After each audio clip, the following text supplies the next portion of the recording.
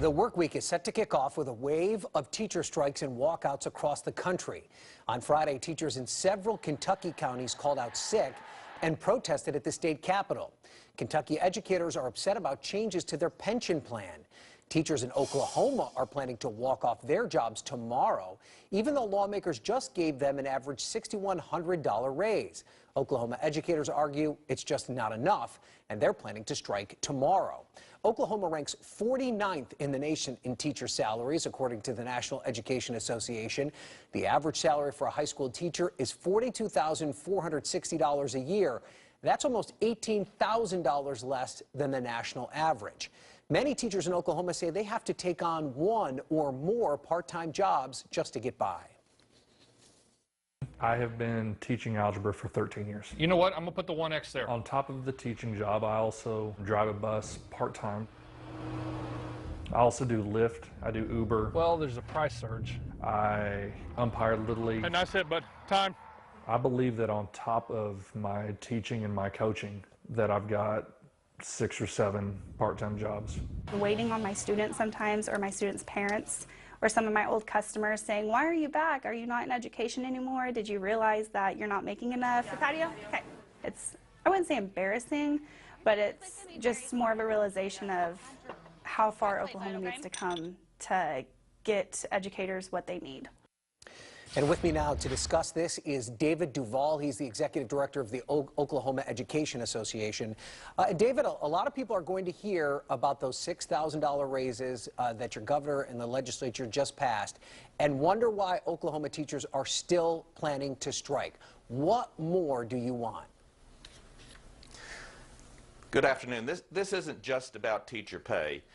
What you're going to see this week is thousands of teachers, school bus drivers, school cafeteria workers, parents, students, citizens from all across Oklahoma who are going to come to the Capitol, and they're going to tell their legislators, they're going to give voice to the 700,000 students in this state who have seen 28% cuts in school funding over the last 10 years, the most of any state in the country. What they're going to say to the legislature is, we need more than lip service. We need action. We have students that have 20-year-old textbooks that are duct taped together with broken chairs in their classrooms. We have class sizes that are exploding. It's time that we do something about funding our students and funding Oklahoma's future. And that's what they don't understand. Even the $6,000 pay raise, which is an average for teachers, it's been 10 years since they've had a pay raise. That's like $600 a year, and that barely covers the cost of living over that period of time. Oklahoma can and should do better. So when you say Oklahoma can and should do better, I've seen some figures that you're suggesting somewhere in the range of $750 million in state funding for teacher salaries over the next 3 years. You're then asking also for $200 million in funding specifically for schools. Where should that money come from? Are you talking about a tax increase? Do you want it from another part of the state budget? What tough decisions do you want to see lawmakers make? Well, that's an excellent question, and quite frankly, Oklahoma's cut its budget to the bone. There isn't any place else in the budget. And what we saw this past week, the legislature passed revenue increases, and then within 72 hours, they went back and repealed some of that revenue. There are options out there for revenue measures which can raise the money necessary to provide for our students. We didn't get here in 1 year. I don't expect us to fix it in 1 year. It's been 10 years in the making for this crisis, and but we've got to start taking it seriously and making the steps to fund our schools. This isn't just about teacher salaries. This is about funding our schools for our students. Right. So you are talking about a tax increase there. That's essentially what you're calling for, and so you need to make that case to the people of Oklahoma. And we showed that story of various Oklahoma teachers who have to work part-time jobs just to get by. Are these folks the exception, or are they the rule? Are most of your teachers in a position where they've got to subsidize their income in other ways? Absolutely. This is not the exception. This is the rule.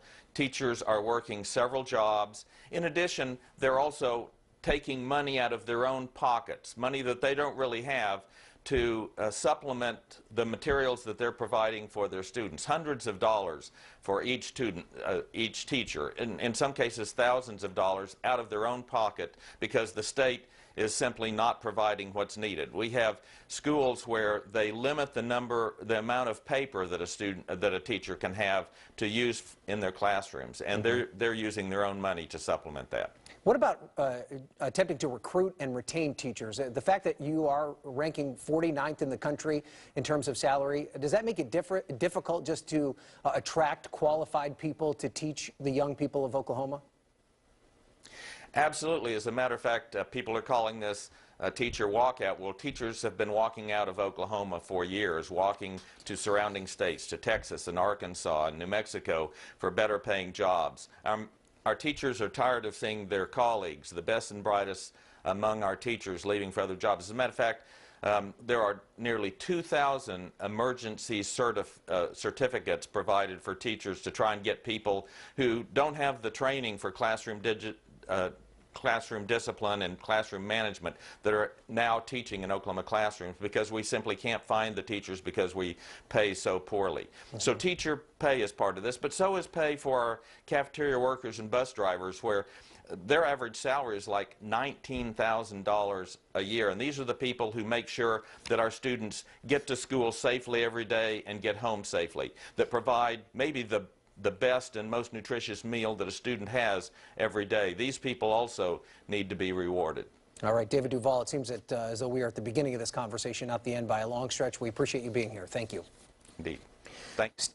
Still ahead, a rare appearance of North Korean leader Kim Jong-un with his wife.